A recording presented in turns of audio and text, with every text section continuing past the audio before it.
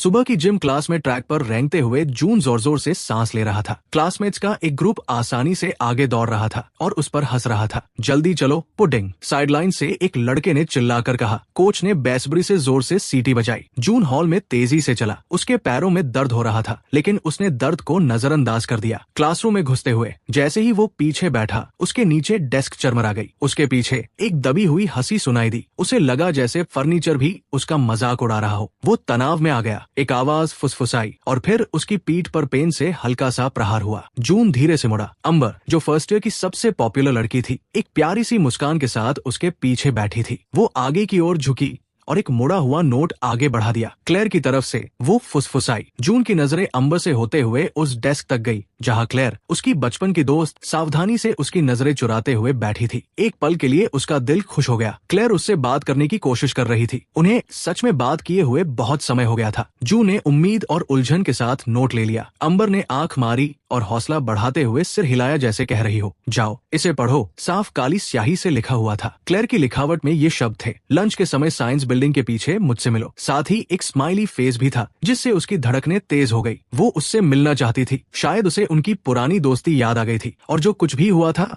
उसके लिए उसे अफसोस था। उसने पीछे मुड़कर क्लेयर को देखा। इस बार उसने उससे आंखें मिलाई, फिर अपना होंठ काटते हुए दूसरी तरफ देखने लगी। शायद वो भी नर्वस थी। अगले 1 घंटे तक वो क्लास में बिल्कुल भी ध्यान नहीं लगा पाया। उसके पेट में अजीब सी हलचल हो रही थी। उसने खुद से कहा कि ज्यादा एक्साइटेड न हो, लेकिन वो खुद को रोक नहीं पाया। वो बहुत अकेला था। क्लेयर के उससे बात करने के ख्याल से ही उसके सीने में दर्दनाक रूप से उम्मीद जाग उठी। जब आखिरकार लंच की घंटी बजी तो जून जल्दी से बाहर निकल गया। शांत हो जाओ, उसने सोचा। शायद वो सिर्फ माफी मांगना चाहती है या फिर से दोस्त बनना चाहती है। जून ने क्लेयर को छाव में खड़े हुए देखा, जो अपने फोन को देख रही थी। वो अकेली थी। जून ने एक झिझकती हुई मुस्कान बिखेरी। हे, जून ने धीरे से कहा, तुम बात करना चाहती थी? क्लेयर बेचैनी से हिली, अपने होंठ चबाते हुए जैसे सही शब्द ढूंढ रही हो। जून का दिमाग तेजी से दौड़ने लगा। क्लेयर, सब ठीक है, तुम मुझे कुछ भी बता सकती हो, उसने प्यार से कहा। क्लेयर ने झटके से अपना सिर उठाया और उसके भाव किसी बहुत ही ठंडे और क्रूर रूप में बदल गए। तुम्हें कुछ भी बता सकती हूँ, उसने दोहराया। क्या तुम्हें सच में लगा था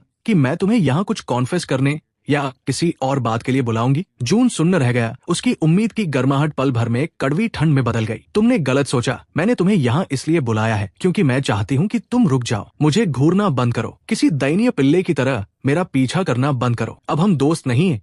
जून, सच कहो तो हम कभी दोस्त थे ही नहीं। मुझे बस तुम पर तरस आता था। उसके शब्दों की क्रूरता जून के पेट में एक मुक्के की तरह लगी, जिससे उसकी सांसें रुक गई और उसे चक्कर आने लगे। क्लेयर, प्लीज, वो फुसफुसाया। उसकी आंखों में गुस्सा झलक रहा था। नहीं जून, तुम्हें ये साफ साफ सुनने की जरूरत है। अंबर और बाकी सबने भी ये नोटिस किया है और ये बहुत ही अपमानजनक है। तुम मुझे शर्मिंदा कर रहे हो। बस मुझे हमेशा के लिए अकेला छोड़ दो। अचानक अंबर की आवाज ने उस सन्नाटे को चीर दिया जो झूठी हमदर्दी से भरी हुई थी। बेचारा जून। वो उनकी तरफ टहलती हुई आ रही थी, जिसके साथ मार्क, रयू और उनकी हमेशा वाली भीड़ थी। क्लेयर झिझकते हुए पीछे हट गई और बिना कोई शब्द कहे जल्दी से वहां से चली गई। जैसे ही सारी बातें समझ में आने लगी, जून का चेहरा अपमान से जलने लगा। ये सब एक सेटअप था। क्लेयर, अंबर, सब कोई, उन्होंने इसकी प्लान बनाई थी और वो सीधा उनके जाल में फंस गया। अंबर ने उस पर तरस खाने वाला मुंह बनाया। रिजेक्शन से दर्द होता है ना? उसने मजाक उड़ाते हुए उस दिशा में देखा जहां क्लेयर भागी थी और फिर क्रूरता से मुस्कुराई। चिंता मत करो, हम अभी भी तुम्हारे दोस्त रहेंगे। मार्क आगे की ओर झुका। उसके भाव गंभीर हो गए। हाँ, और चूंकि हम दोस्त हैं तो तुम्हें मुझे कुछ कैश उधार देने में कोई परेशानी नहीं होगी, है ना? उनकी हंसी जून के चारों ओर गूंजने लगी, जो तेज और बेरहम थी। उसी पल पास से एक हल्की सी आवाज सुनाई दी, उसे अकेला छोड़ दो। अंबर और बाकी सब उस आवाज की तरफ मुड़े। पास ही एमिली खड़ी थी। वो जून की ग्रेड की एक दुबलिपतली और शांत लड़की थी। एमिली ने अपने हाथ आपस में मले। बस रुक जाओ, उसने कहा, ये सही नहीं है। वो ग्रुप कुछ पल के लिए शांत हो गया। फिर अंबर ने बदतमीजी से जवाब दिया। एमिली को बीच में न पड़ने की चेतावनी दी और कहा कि वे सिर्फ मजाक कर रहे थे। एमिली का चेहरा पीला पड़ गया, लेकिन वो मजबूती से अपनी जगह पर खड़ी रही और पूछा कि ये कैसे मजेदार था जब वे साफ तौर पर उसे चोट पहुंचा रहे थे। रयू ने एमिली की तरफ एक डरावना कदम बढ़ाया। भाग जा यहाँ से चूहिया, जब तक कि तू न चाहे कि अगला मजा हम तेरे साथ ले। उसकी वजह से एमिली का इस सब में घसीटे जाने का ख्याल बहुत भयानक था। आखिरकार उसे अपनी आवाज मिल ही गई। एमिली, ऐसा मत करो। उसने ये सोचकर कहना शुरू किया कि उसे भागने के लिए कहेगा, लेकिन मार्क ने उसे छाती पर जोर से धक्का दिया, जिससे वो पीछे की ओर दीवार से जा टकराया। जून की पीठ में दर्द की लहर दौड़ गई। एमिली चिल्लाई और सहज रूप से आगे बढ़ने लगी। मार्क गुस्से से उसकी तरफ मुड़ा, लेकिन तभी दूर से लंच खत्म होने की घंटी बज उठी। अंबर की एक दोस्त ने पुकारा, टीचर आ रहे हैं। अंबर ने अपनी जीभ चटकाई, जो साफ तौर पर चिढ़ी हुई लग रही थी। उसने जून को आखिरी बार एक ठंडी नजर से देखा। फिर मिलेंगे जून बॉय। मार्क ने जाते जाते जून को अपने पैर से धक्का दिया और एक कुटिल मुस्कान के साथ दौड़ता हुआ चला गया। कुछ ही पलों में वे सब वहां से जा चुके थे। शर्म और दिल टूटने के आंसू अब आजादी से बहने लगे थे, क्योंकि अब वहां देखने के लिए एमिली के अलावा और कोई नहीं था। एमिली सावधानी से उसके पास आई और उससे कुछ फीट की दूरी पर घुटनों के बल बैठ गई। उसकी गहरी आंखें हमदर्दी और उदासी से भरी हुई थी। उसने अपनी जेब में हाथ डाला और एक साफ टिश्यू निकाला और कांपते हुए हाथों से उसे उसकी ओर बढ़ा दिया। जून झिझका, फिर उसे ले लिया। उसने अपना चेहरा पोंछा, हालांकि आंसू लगातार बह रहे थे। उसने जून से फुसफुसाते हुए माफी मांगी, ये मानते हुए कि उसे पता था, लेकिन उसने उसे चेतावनी नहीं दी। अफसोस के कारण उसकी आवाज टूट रही थी। जून ने अपनी भीगी आंखों से उसे देखा। उसके लिए एमिली की अपनी आंखें भी आंसुओं से चमक रही थी। उसने अपना सिर हिलाया, ये तुम्हारी गलती नहीं है, मुझे ही समझदार होना चाहिए था। वो एक कड़वी टूटी हुई हंसी हंसा। ये सोचना बेवकूफी थी कि वह। उसकी आवाज भारी हो गई और आंसुओं की एक नई लहर आ गई। एमिली ने बस एक पल के लिए संकोच किया और फिर प्यार से अपना हाथ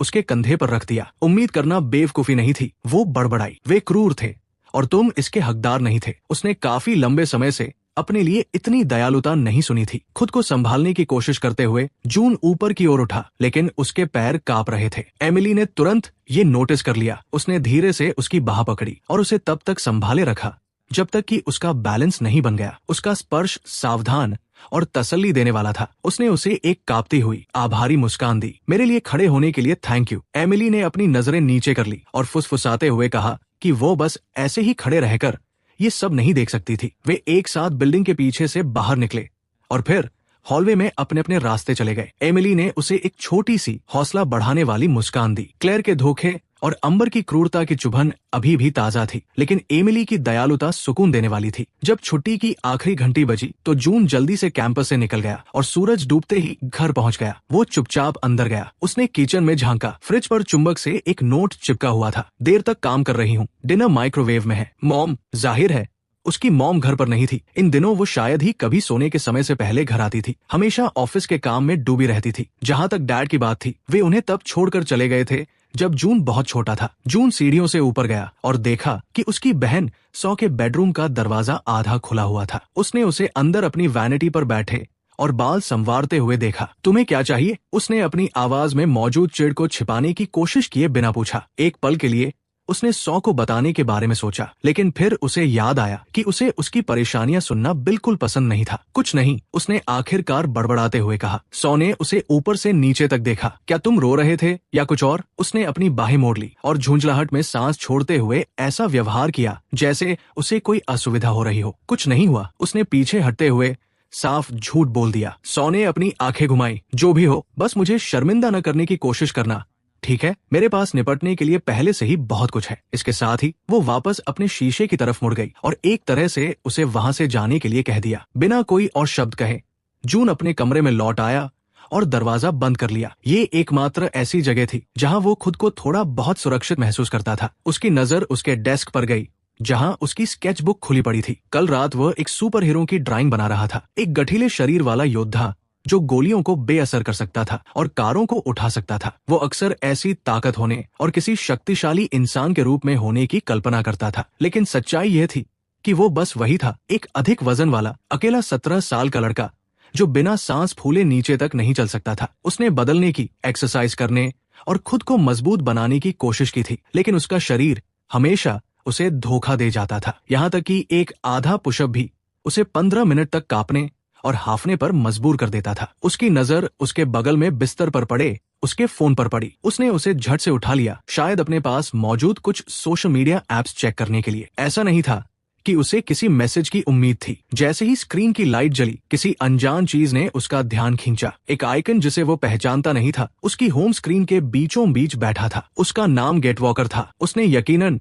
हाल ही में कोई नया ऐप डाउनलोड नहीं किया था। उसने जल्दी से इसे डिलीट कर दिया, लेकिन कुछ ही सेकंड बाद ये फिर से दिखाई देने लगा। जून की रीढ़ में एक सिहरन दौड़ गई। उसने इसे फिर से डिलीट किया, 1 बार, 2 बार, 3 बार। हर बार ये पहले से ज्यादा तेजी से वापस आ जाता। अब उत्सुक होकर जून ने आइकन पर टैप किया। स्क्रीन एक सेकंड के लिए काली हो गई, फिर काले बैकग्राउंड पर साधारण सफेद फॉन्ट में टेक्स्ट की एक लाइन उभर कर आई। क्या आप अपनी सच्ची क्षमता को अनलॉक करने के लिए तैयार हैं? जून ने अपनी पलकें झपकाई। क्या ये किसी तरह का अजीब ऐड था? सवाल के नीचे 2 बटन्स अगल बगल दिखाई देने लगे, यस और नो। उसने ऐप को बंद करने का तरीका खोजा। इसमें कोई सामान्य इंटरफेस नहीं था। उसने फोन को पूरी तरह से बंद करने की कोशिश की, लेकिन वो पावर डाउन नहीं हुआ। डिवाइस उसके हाथ में हल्का सा वाइब्रेट हुआ और स्क्रीन पर मौजूद शब्द एक बार ऐसे झपके जैसे बहुत ही जरूरी हो। क्या आप खुद का सबसे बेहतरीन रूप बनना चाहते हैं? ऐसा लग रहा था कि जब तक वो जवाब नहीं देगा, तब तक फोन उसे कुछ और नहीं करने देगा। वो बस एक पल के लिए और झिझका, फिर उसने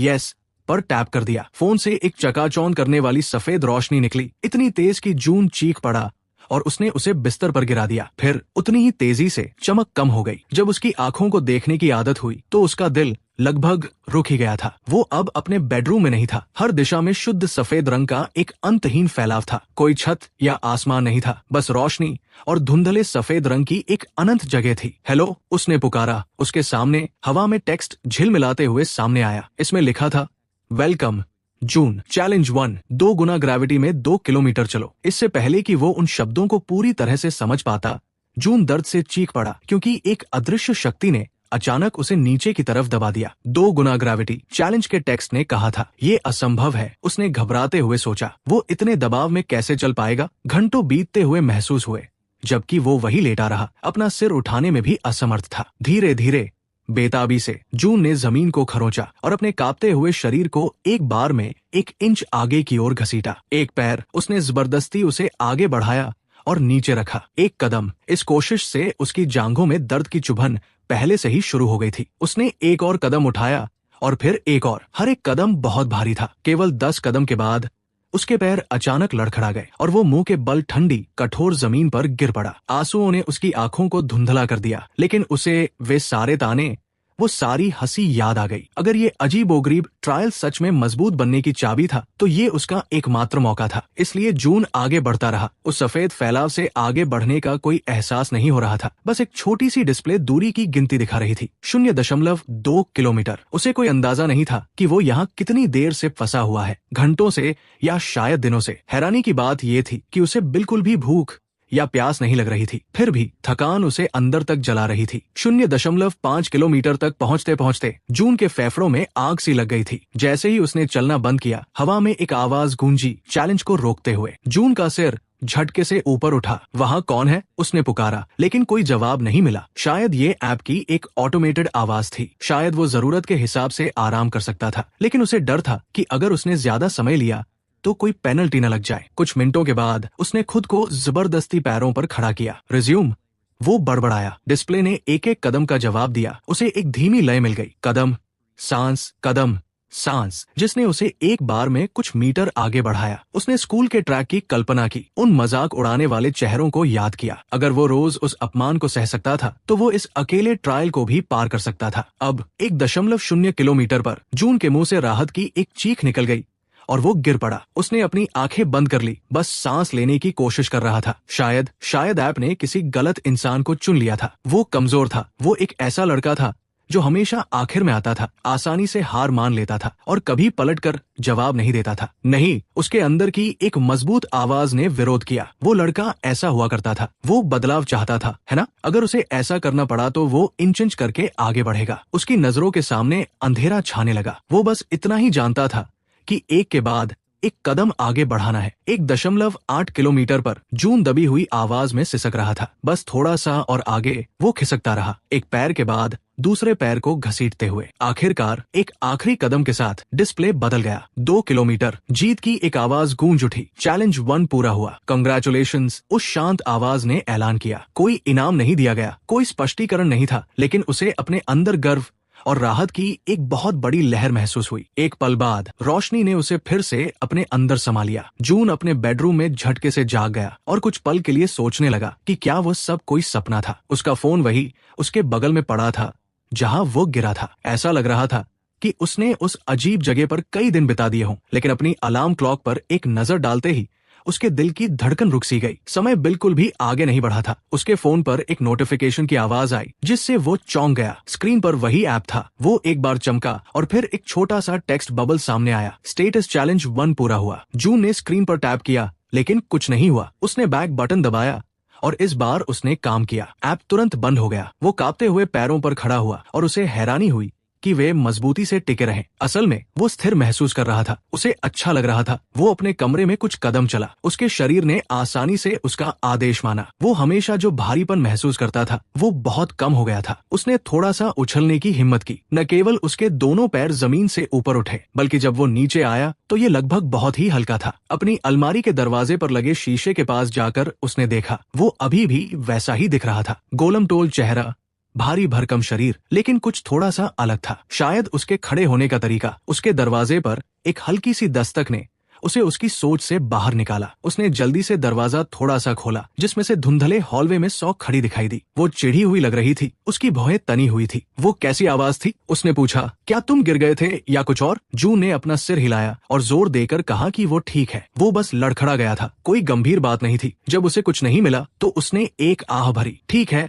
आवाज कम करो, मैं पढ़ाई करने की कोशिश कर रही हूँ। वो मुड़ने ही वाली थी कि फिर रुक गई। उसकी आवाज पहले से ज्यादा नरम थी और उसने पहले जो हुआ था उसके बारे में बात की। जून को अपने पेट में ऐंठन महसूस हुई। क्या वो माफी मांगने वाली थी? सौ ने अपना मुंह खोला और फिर बंद कर लिया। अंत में उसने बस अपना सिर हिलाया। कोई बात नहीं, गुड नाइट। वो बिना कोई और बात कहे अपने कमरे की ओर चली गई। उसके अंदर का एक हिस्सा चाहता था कि काश उसने वो बात पूरी की होती और इतनी कठोर होने के लिए माफी मांगी होती, लेकिन ये बस एक ख्याली पुलाव था। जून वापस शीशे के पास लौट आया। बाहर से देखने वाले को वो लगभग वैसा ही दिखता। बड़े बदलाव अंदर से हुए थे। वो इसे महसूस कर सकता था। अगर चैलेंज 1 ने उसके लिए ये सब किया था तो वो जल्द से जल्द और ज्यादा कोशिश करना चाहता था। सोमवार का दिन आ गया और वो स्कूल के अंदर चला। उसके पैर आसानी से चल रहे थे। बिना किसी परेशानी के चलने में उसे बहुत अच्छा लग रहा था। उसने हमेशा की तरह होने वाली दबी हंसी या धक्कों के लिए खुद को तैयार कर लिया था। लेकिन जब तक वो अपने लॉकर तक नहीं पहुंचा तब तक ऐसा कुछ नहीं हुआ। तो क्या ये जून बॉय नहीं है? एक मजाक उड़ाने वाली आवाज ने उसका स्वागत किया। उसने इसे तुरंत पहचान लिया। मार्क, उसके साथ उसका गुंडा दोस्त रयू भी था। जून ने घूंट भरा, खुद को शांत रखने की कोशिश करते हुए। मार्क ने एक ठंडी मुस्कान दी। उसकी आंखें खाली थी। करीब आते हुए उसने शुक्रवार को घंटी बजने पर जून की किस्मत के बारे में बात की। जून ने जल्दी से उन्हें भरोसा दिलाया कि उसने किसी को कुछ नहीं बताया है, टीचर्स को भी नहीं, किसी को नहीं। रयू ने नाक सिकोड़ी। जाहिर है तुमने नहीं बताया। हमारी शिकायत करो और तुम्हारे लिए ये और भी बुरा होगा। जून को थोड़ी सी चिढ़ महसूस हुई। मैं समझ गया, वो बड़बड़ाया। मार्क ने एक भौं उठाई, जून की पहले से ज्यादा मजबूत आवाज को नोटिस करते हुए। वीकेंड पर तुम्हारे अंदर हिम्मत आ गई है। उसने जून के कंधे पर हल्का सा धक्का दिया। अपनी औकात मत भूलना। मार्क हंसा और रयू के साथ वहां से चला गया। लंच के समय जून को कोर्टयार्ड के किनारे एक शांत जगह मिल गई। अक्सर वो अकेले ही खाता था, लेकिन आज कोई उसके पास आया। एमिली अपना लंच बैग पकड़े हुए कुछ कदम की दूरी पर खड़ी थी और उसने जवाब में गर्मजोशी से मुस्कुराते हुए उसे बैठने की जगह देने के लिए बेंच पर खिसक कर जगह बनाई। 1 मिनट के लिए उन्होंने एक आरामदायक सन्नाटे में खाना खाया। उसे एहसास हुआ कि एमिली भी आमतौर पर खुद तक ही सीमित रहती थी। शायद उसके भी कोई करीबी दोस्त नहीं थे। तुम कैसे हो? उसने पूछा। उन सब के बाद मेरा मतलब है, उसने जवाब दिया कि वो ठीक है, कम से कम शुक्रवार से तो बेहतर ही है। एमिली ने अपना होंठ काटा। अगर वे कुछ करने की कोशिश करते हैं तो शायद तुम्हें किसी टीचर के पास जाना चाहिए। उसकी आवाज में भरोसे की कमी थी। वे दोनों जानते थे कि टीचर्स शायद ही कभी बुलिंग को रोकते थे और शिकायत करने से स्थिति और भी खराब हो सकती थी। जू ने जोर देकर कहा कि वो इसे संभाल लेगा। घंटी बजी और लंच खत्म हो गया। जैसे ही वे खड़े हुए, जू ने अपनी हिम्मत जुटाई और कहा, एमिली, शुक्रवार के बारे में तुमने जो किया उसके लिए थैंक यू। मैं इसे कभी नहीं भूलूंगा। उसने उसकी तरफ ऊपर देखा। उसकी भूरी आंखें बड़ी बड़ी थी और उसने एक शर्मीली मुस्कान दी। दोस्त इसीलिए तो होते हैं, है ना? दोस्त शब्द ने उसे धूप से भी ज्यादा गर्माहट दी। उसने हामी में सिर हिलाया। दोपहर 3 बजे जब स्कूल की छुट्टी हुई तो जून ने जल्दी से बाहर निकलने की कोशिश की। उसने लगभग सोच ही लिया था कि वो उनसे बच गया है। तभी एक मजबूत हाथ ने पीछे से उसके कॉलर को कसकर पकड़ लिया। कहीं जा रहे हो? रयू ने गुर्राते हुए जून को पीछे की तरफ खींचा। जून लड़खड़ाया और मार्क भी वही था। ज्यादातर स्टूडेंट्स इस जगह से जा चुके थे। वे जून को कैफेटेरिया के पास पड़े एक बड़े से डंपस्टर के पीछे खींच ले गए, जो लोगों की नजरों से दूर एक सुनसान जगह थी। रयू ने अपनी उंगलियां चटकाई। तुम्हारी छोटी सी गर्लफ्रेंड एक टीचर को यहाँ ले आई थी। हम लगभग पकड़े ही गए थे। जून का मुंह सूख गया। मैं कसम खाता हूँ कि मैंने उसे ऐसा करने के लिए नहीं कहा था। उसने कोशिश की, लेकिन माँ का मुक्का तेजी से बाहर निकला और जून के सिर से कुछ इंच की दूरी पर दीवार पर जा लगा। हम तुम्हें एक सबक सिखाने वाले हैं, मोटे, तुम्हें और उस दूसरों के मामलों में दखल देने वाली लड़की दोनों को। अगर उसने अपना चेहरा दिखाया तो जून की आंखें फटी की फटी रह गई। उसने गुस्से में उनसे एमिली को इस सब से दूर रखने के लिए कहा। उसका इससे कोई लेना देना नहीं है। तभी उसके पेट पर एक जोरदार मुक्का लगा, जिसने उसकी गुजारिश को बीच में ही काट दिया। जून दर्द से दोहरा हो गया और हाफने लगा। रयू आगे आया और उसने जून को बालों से पकड़ लिया और उसे दर्दनाक तरीके से सीधा खड़ा कर दिया। रयू ने कुटिलता से मुस्कुराते हुए उसके गाल पर एक जोरदार थप्पड़ जड़ दिया। फिर उसने उसे जमीन पर फेंक दिया। जून एक धम की आवाज के साथ कंक्रीट पर जा गिरा। फिर से नहीं, ये फिर से हो रहा है। उसका दिमाग चिल्ला उठा। उसने महसूस किया कि मार्क का पैर उसकी जांघ पर लगा है और उसके बाद उसकी कमर पर एक और लात पड़ी। वो कराह उठा। उसकी पसलियों में दर्द भड़क उठा। तुम्हें लगता है कि तुम अब मजबूत हो गए हो, है ना? तुम ऐसे नहीं हो। अचानक एक आवाज गूंजी, अरे रुक जाओ। ये एमिली थी। उसके लिए डर के मारे जून का पेट ऐंठ गया। उसकी चेतावनी के बावजूद वो यकीनन उसके पीछे आई होगी। मार्क ने चिढ़ते हुए उसकी ओर देखा। तुम फिर आ गई? एमिली ने उनसे दूर हटने के लिए चिल्लाते हुए कहा। उसकी आवाज कांप रही थी। मुझे लगा था कि हमने तुम्हें चेतावनी दी थी, छोटी चूहिया। तुम हीरो बनना चाहती हो? वो आगे बढ़ा और एमिली स्वाभाविक रूप से पीछे हट गई। उसे बहुत देर से एहसास हुआ कि उसने खुद को किस खतरे में डाल लिया है। रयू को एमिली की तरफ बढ़ते देख जून के अंदर गुस्सा और घबराहट भड़क उठी। वो उन्हें उसे चोट नहीं पहुंचाने दे सकता था। अपने दर्द को नजरअंदाज करते हुए जून जबरदस्ती आधा उठ खड़ा हुआ। उसे अकेला छोड़ दो, वो चिल्लाया। माँ के हाथ ने जून की गर्दन को पीछे से जकड़ लिया और उसे वापस जमीन पर धकेल दिया। एमिली ने बेतहाशा चिल्लाते हुए कहा, मैं पुलिस को कॉल कर रही हूँ। वो अपने फोन को टटोलने लगी। इससे पहले कि वो कुछ कर पाती, रयू ने झपट्टा मारा और उससे फोन छीन लिया। उसने उसे एक तरफ उछाल दिया जहाँ वह एक डंपस्टर के नीचे जा गिरा। एमिली के मुंह से निराशा की एक हल्की सी चीख निकल गई। रयू ने उसकी कलाई को कसकर पकड़ लिया। शायद हमें तुम्हें भी एक ऐसा ही निशान देना चाहिए, है ना? क्योंकि तुम्हें दूसरों के मामले में दखल देना पसंद है। एमिली की आंखों में आंसू छलक आए। हालांकि उसने खुद को भीख मांगने से रोकने के लिए अपना होंठ काट लिया। जून ने संघर्ष किया। उसके डर पर एक भयानक गुस्सा हावी हो गया था। वे उसकी वजह से उसे चोट पहुंचाने वाले थे। उसने मार्क के पेट में जोर से अपनी कोहनी मारी। इस अचानक हुए हमले से मार्क कराह उठा। जोश से भरे हुए जून ने रयू पर एमिली को छोड़ने के लिए दहाड़ लगाई, जिससे रयू इतना चौंक गया कि उसने उसे छोड़ दिया। तू साले! रयू ने अपना बैलेंस वापस पाते हुए गाली दी और उसने जून पर एक कसकर मुक्का मारा। ये जून के जबड़े पर जोर से लगा। जून के सिर में भयंकर दर्द की लहर दौड़ गई। किसी तरह उसने अपना होश बनाए रखा। एमिली भागकर जून के पास आई और उसे उठाने में मदद करने लगी। मार्क अब संभल चुका था और गुस्से से लाल पीला हो रहा था। बहुत खेल लिया, उसने रयू पर गुर्राते हुए कहा। इसे पकड़ो। रयू ने जून को पीछे से पकड़ लिया और जून की बाहों को पीछे की तरफ जकड़ लिया। मार्क उसके सामने खड़ा हो गया, जो गुस्से से जोर जोर से सांस ले रहा था। एमिली थोड़ा आगे बढ़ी। प्लीज ऐसा मत करो, उसने गिड़गिड़ाते हुए कहा। उसकी पलकों पर आंसू थे। तुम सच में उसे चोट पहुंचाओगे, यही तो हमारा इरादा है, मार्क ने पलटकर जवाब दिया। उसने अपना मुक्का पीछे खींचा। इस बार उसका निशाना जून का चेहरा था। अचानक ऐसा लगा जैसे समय धीमा हो गया हो, जैसे उसके दृढ़ निश्चय के जवाब में उसकी जेब गर्म हो गई। जून का फोन बहुत तेजी से वाइब्रेट होने लगा। मार्क और रयू दोनों ने जून की जीन्स से निकलने वाली एक हल्की सी चमक पर ध्यान दिया। जून को तुरंत समझ आ गया कि ये क्या था। एक बेताब सी हरकत में उसने अपना पैर झटका और किसी तरह फोन को अपनी जेब से बाहर निकालने में कामयाब हो गया। स्क्रीन पर एक प्रॉम्प्ट चमका, चैलेंज नंबर 2, क्या आप तैयार हैं? इसके लिए उसकी मंजूरी की जरूरत थी। यस, जून पूरी ताकत से चिल्लाया। जून के चारों ओर की दुनिया में सफेद रोशनी फूट पड़ी और पलक झपकते ही जून वहां से गायब हो गया। जैसे ही जून दोबारा प्रकट हुआ, वो एक ठंडी धातु की जमीन पर घुटनों के बल जोर से गिरा। ऐसा लग रहा था कि वो किसी बड़े इंडस्ट्रियल स्पेस में है।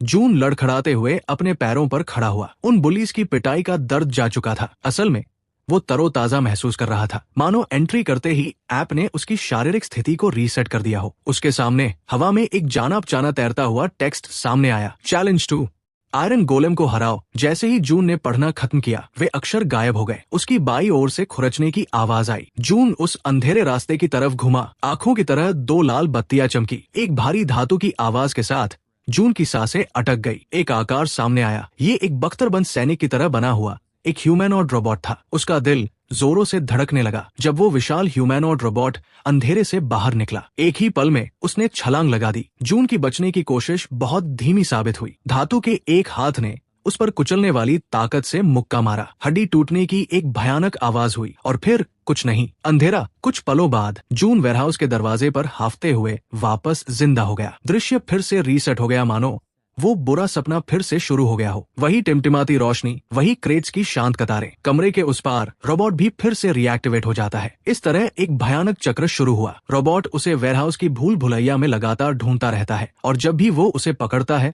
वो उसे बेरहमी से मार डालता है और हर बार दुनिया वापस शुरू से शुरू हो जाती है। इस नरक जैसे टाइम लूप में दिन या शायद हफ्ते बीत जाते हैं। इस आर्टिफिशियल दुनिया में उसे अब भोजन या पानी की जरूरत नहीं है। वो अपने ही बुरे सपने में किसी भूत की तरह बन जाता है। एक छिपने की जगह से दूसरी छिपने की जगह तक भागता रहता है। आखिरकार इतनी बार भागने और मरने का मनोवैज्ञानिक दबाव जून के अंदर कुछ तोड़ देता है। वो हर मुमकिन तरीके से मारा जा चुका है और फिर भी अब उसे इससे भी बुरा एहसास सता रहा है। शर्म, अपने डरपोकपन पर शर्म और अंतहीन रूप से पीछे हटने पर। रोबोट के लोहे के कदमों की आवाज पास ही गूंजती है, उसे ढूंढते हुए। जून को अपने सीने के अंदर गुस्से की एक चिंगारी सुलगती हुई महसूस होती है। जब एक और हिंसक मौत के बाद चक्र रीसेट होता है तो जून भागता नहीं है। इस बार वो खुले में आगे कदम बढ़ाता है और सामने से आते हुए रोबोट का सामना करता है। इसके बाद होने वाले टकराव बहुत ही क्रूर लेकिन ज्ञानवर्धक होते हैं। हर बार जब रोबोट जून पर हावी होता है और उसे मारता है तो वो कुछ नया सीखता है। वो रोबोट की पहुंच और उसके कुचलने वाले हमलों की टाइमिंग के बारे में सीखता है। वे सबक हर एक जानलेवा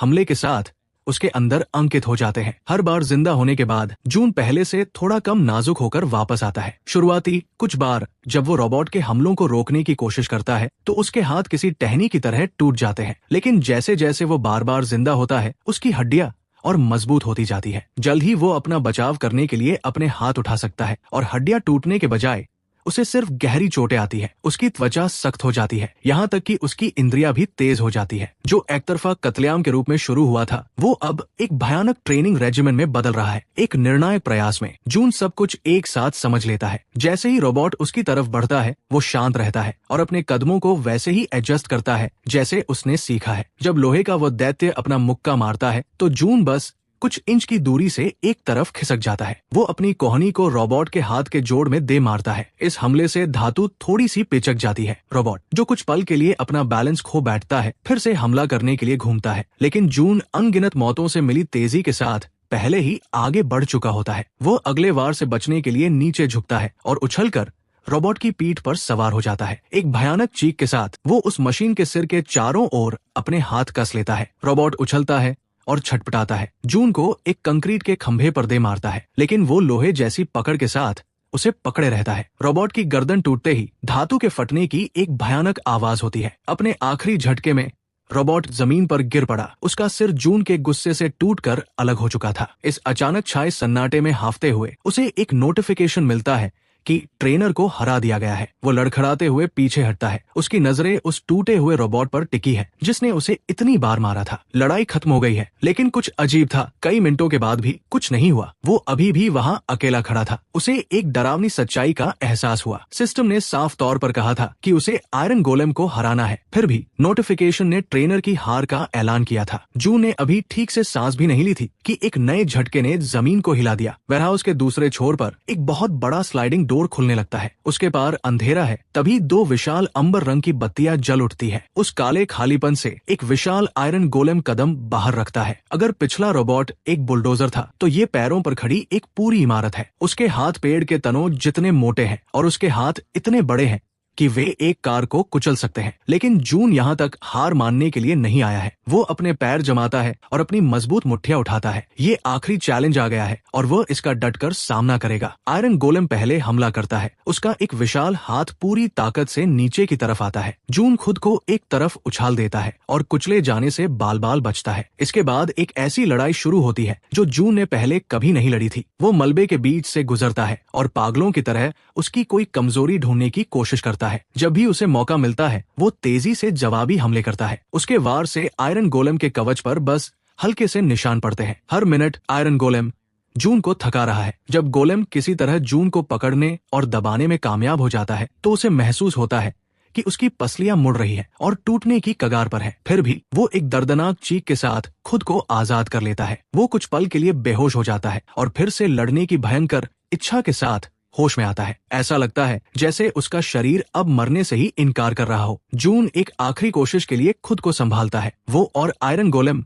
दोनों ही लड़ाई शुरू होने के समय की तुलना में धीमी गति से आगे बढ़ रहे हैं। गोलेम को काफी नुकसान पहुंचा है। जून खुद भी बुरी तरह घायल है, लेकिन वो अभी भी खड़ा हो सकता है। एक गहरे दृढ़ निश्चय को जगाते हुए वो अपने टूटे हुए शरीर को उस विशाल दुश्मन की ओर सीधे दौड़ने के लिए मजबूर करता है। आयरन गोलेम का विशाल हाथ उसके सिर के बस कुछ इंच ऊपर से गुजरता है और वो बाल बाल बच जाता है। जून गोलेम के पैरों तक पहुंच जाता है। एक भयानक दहाड़ के साथ वो अपने कंधे को एक हथौड़े की तरह उस राक्षस के पहले से ही घायल घुटने पर दे मारता है। इस टक्कर से आखिरकार वो हासिल हो जाता है जो सैकड़ों मुक्के नहीं कर पाए थे। एक कान फोड़ देने वाली आवाज के साथ आयरन गोलेम का पैर मुड़ जाता है। वो दैत्य अपना बैलेंस खो देता है।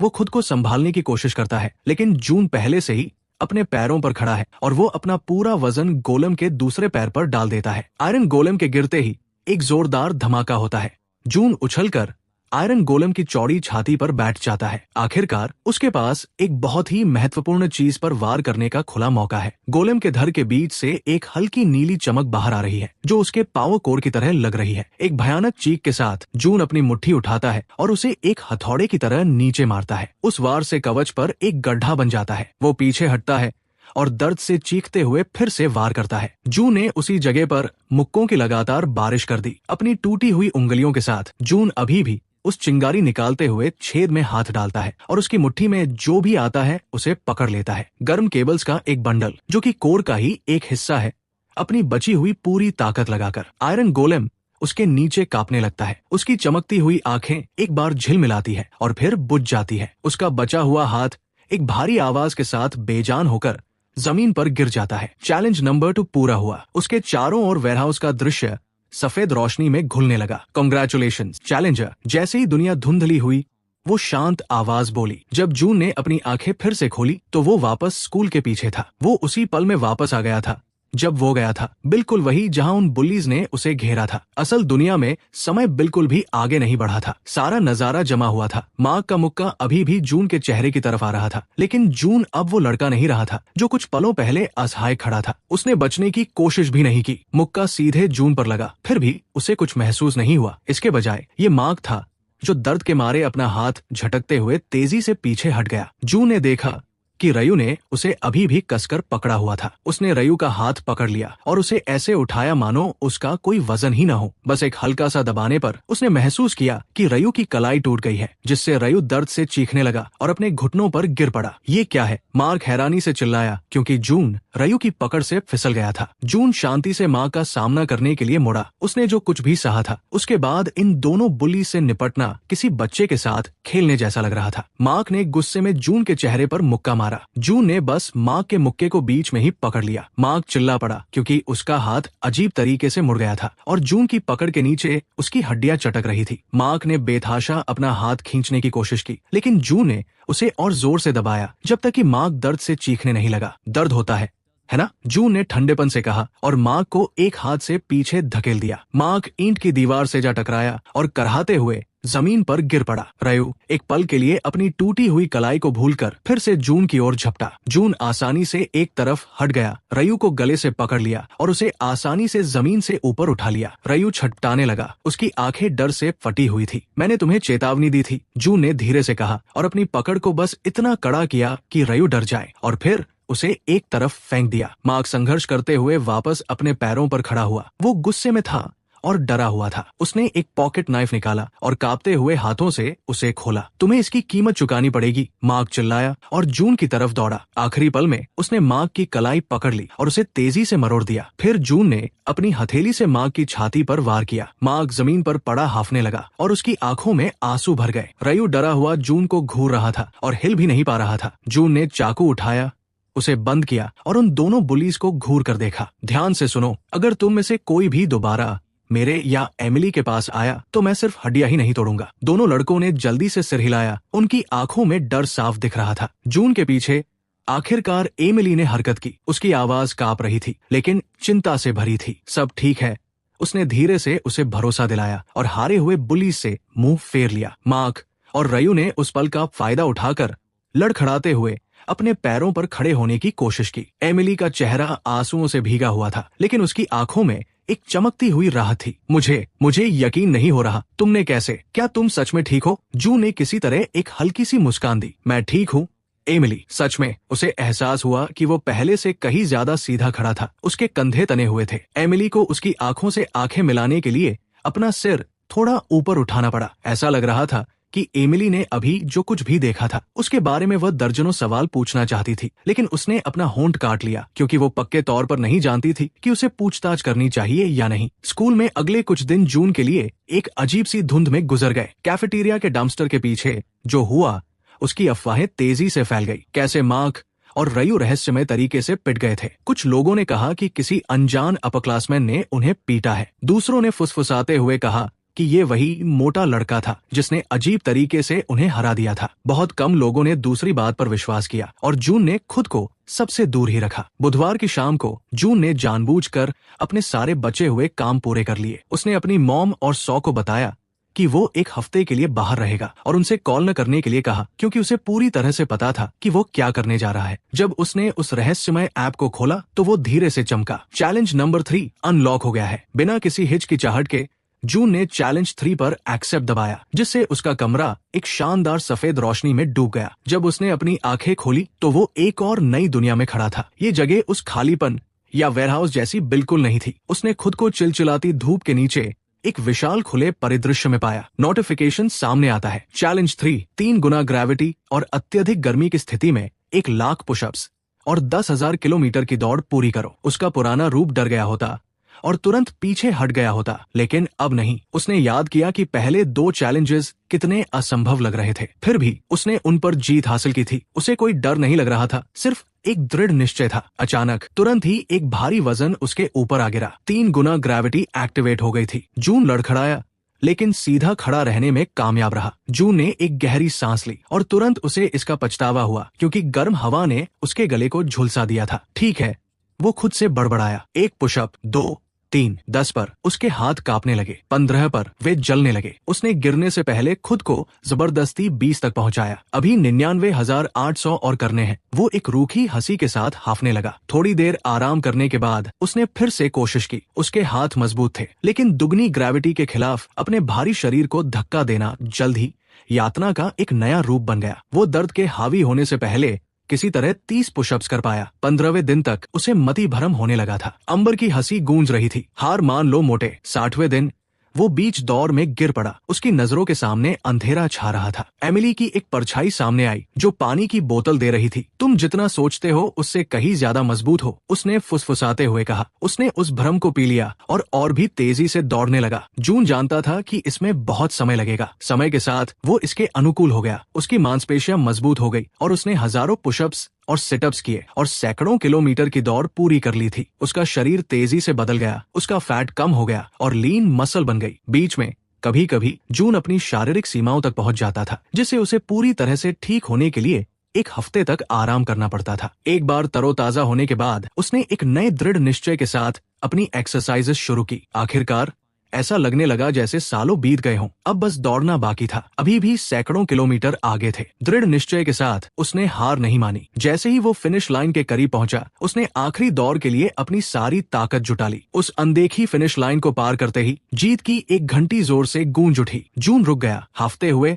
और जीत के साथ। आखिरकार चैलेंज पूरा हो गया था। एक नोटिफिकेशन सामने आता है। चैलेंज नंबर 3 पूरा हुआ। उसने ये कर दिखाया था। सारे टास्क पूरे हो गए। वो गर्म जमीन पर घुटनों के बल गिर पड़ा। जब रोशनी एक चकाचौंध करने वाली चमक में बदल गई तो उसने अपनी आंखें बंद कर ली और इसे अपने ऊपर छाने दिया। वो खुद को वापस अपने बेडरूम में पाता है। उसे बहुत पसीना आ रहा था, इसलिए उसने अपनी टी-शर्ट उतार दी। धीरे धीरे जून अपने पैरों पर खड़ा हुआ। उसने फुल लेंथ शीशे में खुद को देखा। जो परछाई उसने देखी उसने उसकी सांसें रोक दी। अपनी पूरी ऊंचाई पर खड़े होकर उसका शरीर इतना छरहरा और गठीला हो गया था जिसे सिर्फ एक एथलेटिक कहा जा सकता था। उसकी जॉलाइन तीखी और मर्दाना थी, यहाँ तक कि उसकी आंखें भी बदली हुई लग रही थी। उसके दरवाजे पर अचानक हुई दस्तक ने उसे उसके ख्यालों से बाहर निकाला। जून, ये सौथी, क्या तुम वापस आ गए हो? अपनी बहन को देखने के ख्याल से जून भावनाओं में बह गया। उसने बहुत लंबे समय से उसे ठीक से नहीं देखा था। खैर, वो अब देखने ही वाली थी। जून ने जवाब दिया कि वो जाग गया है, ये महसूस करते हुए कि उसकी आवाज भारी और ज्यादा स्थिर लग रही थी। दरवाजा खुला। सौ ने इजाजत का इंतजार नहीं किया, वो ऐसा शायद ही कभी करती थी। उसने अंदर कदम रखा, एक हाथ में फोन था और उसकी आंखें आखिरकार उसे देखने के लिए ऊपर उठीं। समय मानो रुक सा गया था। सौ का मुंह सचमुच खुला का खुला रह गया। उसने तेजी से अपनी पलकें झपकाई,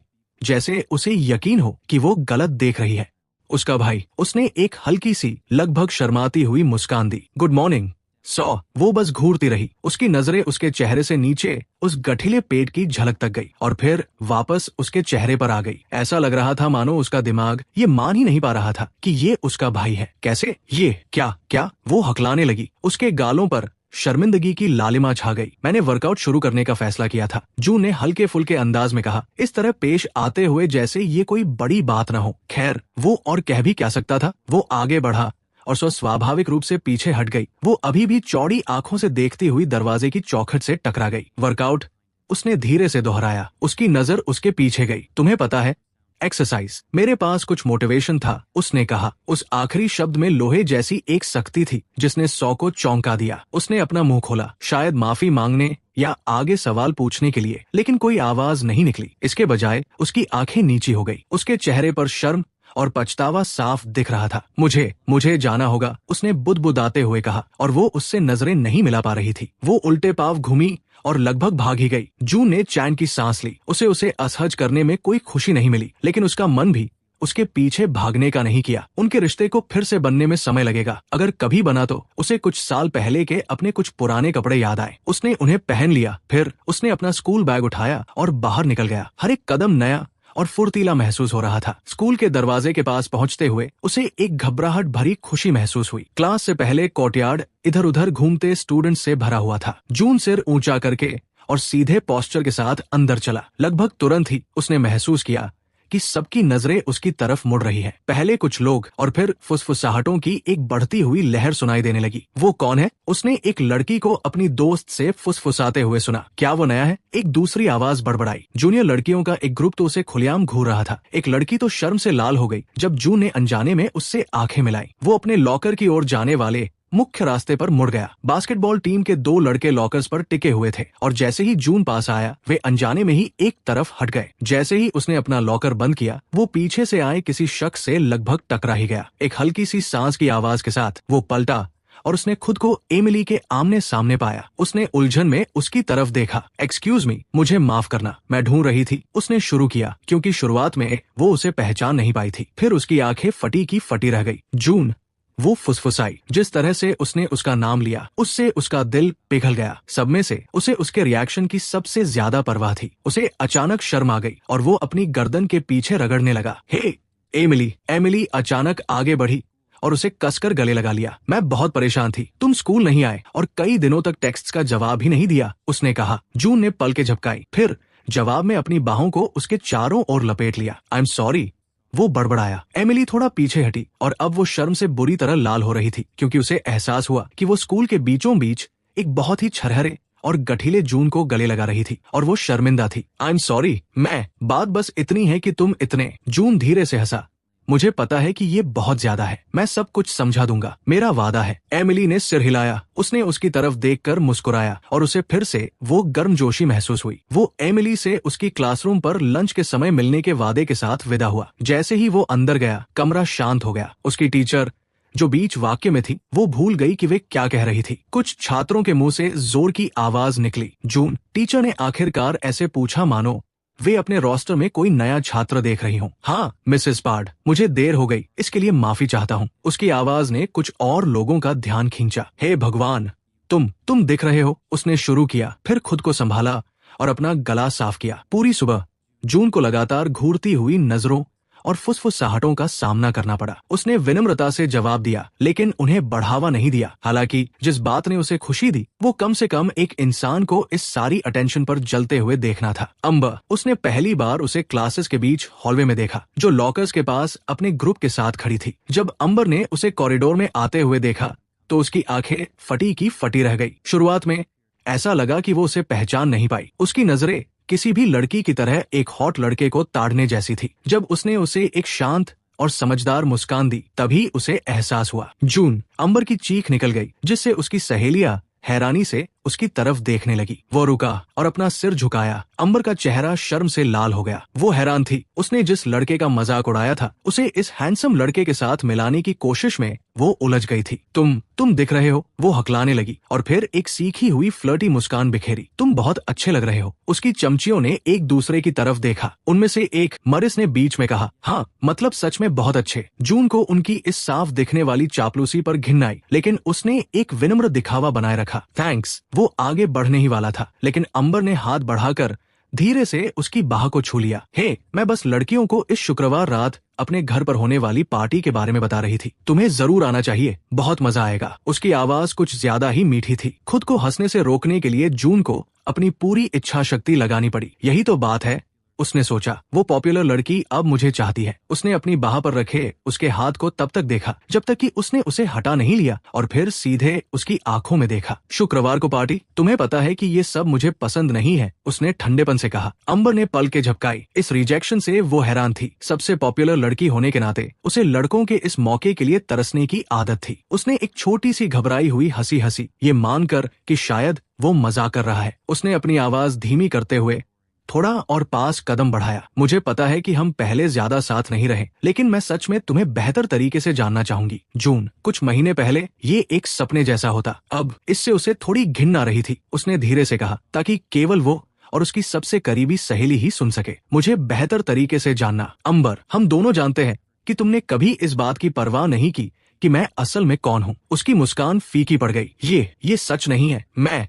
उसने उसे अपनी बात पूरी नहीं करने दी और अपनी आवाज ऊंची कर ली। सच तो ये है अम्बर कि मुझे क्रूर और छिछोरे लोगों के साथ घूमने में कोई दिलचस्पी नहीं है। उनके आसपास सन्नाटा छा गया क्योंकि पास के स्टूडेंट्स को इस तनाव का एहसास हो गया था। अम्बर को ऐसा लगा जैसे उसने उसे थप्पड़ मार दिया हो। वो अभी रुका नहीं था। हफ्तों के दबे हुए दर्द ने उसके शब्दों को दिशा दी। तुम अब मेरी परवाह सिर्फ इसलिए करती हो क्योंकि मैं कैसा दिखता हूँ, लेकिन अंदर से मैं अभी भी जून हूँ। वो पीछे हट गया। तुम्हारा बदसूरत दिल मुझे तुम्हारी इस झूठी दयालुता से भी ज्यादा बुरा लगता है। अपना इनविटेशन अपने पास रखो। मैं तुम्हारे आसपास भटकना भी पसंद नहीं करूंगा। इकट्ठी हुई भीड़ में से किसी के मुंह से ओ की आवाज निकली। अम्बर की सहेलियां उसे घूर रही थी क्योंकि उन्होंने अपनी क्वीन बी को डंक खाते हुए देख लिया था। खुद अम्बर पूरी तरह से शर्मसार दिख रही थी और उसका मुंह बिना कोई शब्द कहे खुल और बंद हो रहा था। जून पलटा और बिना उसे दोबारा देखे वहां से चला गया। बाद में जब उसने कोर्टयार्ड पार किया तो उसकी नजर ओक के पेड़ के नीचे एक जानी पहचानी बेंच पर पड़ी। क्लेयर वहां अकेली बैठी थी और घबराहट में अपने फोन के साथ खेल रही थी। क्लेयर ने जून को तुरंत देख लिया, मानो वो उसी का इंतजार कर रही थी। वो जल्दी से सीधी होकर बैठ गई और कुछ बोलने के लिए अपना मुंह खोला, लेकिन जून ने उसकी तरफ देखा तक नहीं। वो चलता रहा। रुको जून, क्लेयर ने आवाज दी। उसकी आवाज में बेचैनी थी। उसने उसकी आस्तीन पकड़ ली, बेताबी से उसे रोकने की कोशिश करते हुए। जून ने झटके से अपनी बाह छुड़ा ली और मुड़कर उसे ऐसी ठंडी नजरों से देखा कि वो पीछे हट गई। मुझे मत छुओ, हम दोस्त नहीं हैं। तुमने साफ कर दिया था कि तुम मुझसे कोई मतलब नहीं रखना चाहती जब मैं तुम्हारी परफेक्ट छवि में फिट नहीं बैठता था। क्लेयर की आंखें फटी की फटी रह गई। उसके चेहरे पर दर्द और हैरानी साफ दिख रही थी। उसने कुछ कहने की कोशिश की, लेकिन जून ने उसकी बात को बीच में ही काट दिया। रहने दो क्लेयर, जाकर मुझे न पहचानने का नाटक करो। तुम इसी में सबसे अच्छी हो। क्लेयर की आंखें फटी की फटी रह गई। उसके चेहरे पर दर्द और हैरानी साफ दिख रही थी। प्लीज जून, वो फुसफुसाई। मेरे पास कोई रास्ता नहीं था। अम्बर और बाकी सब, उन्होंने मुझ पर दबाव डाला। उन्होंने कहा कि अगर मैंने उनका साथ नहीं दिया तो वे मुझे बर्बाद कर देंगे। जून ने वापस देखा। उसकी आवाज ठंडी और बेरहम थी। तुम्हारे पास हमेशा एक रास्ता था। तुमने मेरे ऊपर अपनी पॉपुलैरिटी को चुना। क्लेयर ने अपना सिर हिलाया और उसके गालों पर आंसू बहने लगे। मुझे पता है कि ये गलत था। मैं तुम्हें कभी चोट नहीं पहुंचाना चाहती थी। मैं डर गई थी और अब तुम फिर से डर गई हो। जून ने तीखेपन से कहा, डर गई हो कि वे तुम्हें भी वैसे ही निकाल फेंकेंगे जैसे तुमने मुझे फेंका था। खैर, जब सब कुछ खत्म हो जाता है तो मैं अब तुम्हारा बैकअप प्लान बनकर नहीं रहूंगा। वो दृढ़ निश्चय के साथ मुड़ा और बिना दोबारा देखे वहां से चला गया। क्लेयर वही खड़ी रही और खामोशी से आंसू बहाती रही। लंच के समय वो ओक के पेड़ के नीचे एमिली से मिला। वे घास पर एक साथ बैठ गए जहां कोई उनकी बात न सुन सके। उसने उसे कहानी का एक अलग रूप बताया। एमिली ने सुना। उसकी आंखें तारीफ और परवाह से चमक रही थी। मुझे तुम पर बहुत गर्व है जून, उसने सच्चे मन से कहा, लेकिन इन सबसे पहले भी तुम हमेशा गर्व करने लायक थे। तुम ये जानते हो, है ना? उसने धीरे से उसका हाथ पकड़ लिया। वो उसके हाथों में बहुत छोटा और मुलायम लग रहा था। जब मुझे जरूरत थी तब तुम वहां थी। मेरे लिए यही सब कुछ है। एमिली ने उनकी उलझी हुई उंगलियों को देखा और फिर वापस उसकी आंखों में देखने लगी। इतने करीब झुकते हुए उसे एहसास हुआ कि उसके होंठ थोड़े खुले हुए थे। इससे पहले कि वो ज्यादा सोच पाता, जून आगे झुका और उसने उसके माथे पर एक प्यार भरा चुंबन दिया, क्योंकि वो अभी होठों पर चूमने के लिए ज्यादा आश्वस्त नहीं था। ये एक प्यार भरा इशारा था जिसने उसे अपनी आंखें बंद करने और सुकून से मुस्कुराने पर मजबूर कर दिया। दिन के अंत तक जब वो सिर ऊंचा किए एमिली के साथ स्कूल से बाहर निकला तो उसने सोचा कि उसकी पुरानी जिंदगी का अध्याय सच में बंद हो चुका है। लेकिन जिंदगी की कुछ और ही योजनाएं थी। जैसे ही वो और एमिली एक प्यार भरे गले लगने के बाद अलग हुए, जून को अपनी जेब में एक जाने पहचानी और अजीब सी वाइब्रेशन के साथ अपने फोन के बजने का एहसास हुआ। इसे बाहर निकालते हुए उसने स्क्रीन पर चमकते हुए आइकन को देखा। एक नया मैसेज उसका इंतजार कर रहा था। स्टेज 2 एडवेंचर मोड अनलॉक हो गया है। स्क्रीन अब सफेद नहीं बल्कि एक डरावनी लाल रोशनी के साथ धड़क रही थी। एक वार्निंग सामने आई, क्या आप आगे बढ़ना चाहते हैं? उस पल उसने सोचा कि वो कितनी दूर आ गया है और ये देखने के लिए कि वो खुद को और कितना आगे ले जा सकता है। उसके अंदर एक बढ़ती हुई उत्सुकता पैदा हो रही थी। एक दृढ़ सांस के साथ जून ने यस दबा दिया। इस बार दुनिया रोशनी से नहीं भरी। जून के सामने एक घूमता हुआ नीला पोर्टल बन गया। एक गहरी सांस लेते हुए उसने आगे कदम बढ़ाया। जैसे ही उसकी आंखों को देखने की आदत हुई, उसने महसूस किया कि वो मशालों से रोशन एक ऐसे गलियारे में था जो किसी प्राचीन भूमिगत गुफा जैसा लग रहा था। ये उस साफ सुथरे ट्रेनिंग ग्राउंड जैसा बिल्कुल नहीं था। अंधेरे से एक धीमी गुर्राहट आई और जून तुरंत सतर्क हो गया। एक आकृति बाहर आई जो विशाल और भद्दी थी। उसके पीछे और भी लड़खड़ाते हुए आकार और चमकती हुई आंखें दिखाई दी। फिर भी जून पीछे नहीं हटा। इसके बजाय उसके चेहरे पर एक धीमी सी मुस्कान फैल गई। ठीक है, वो बड़बड़ाया, अपनी मुट्ठियां भींचते हुए अपनी पूरी ताकत के साथ मारा गया एक मुक्का जो उसकी कमाई गई ताकत के हर एक कतरे से और भी शक्तिशाली हो गया था। के जबड़े पर लगा, जिससे उसके दांत चारों ओर उड़ गए। गले से निकलने वाली गुर्राहट गूंज उठी, क्योंकि और भी जीव उन अंधेरी कोठरियों से बाहर रेंगने लगे।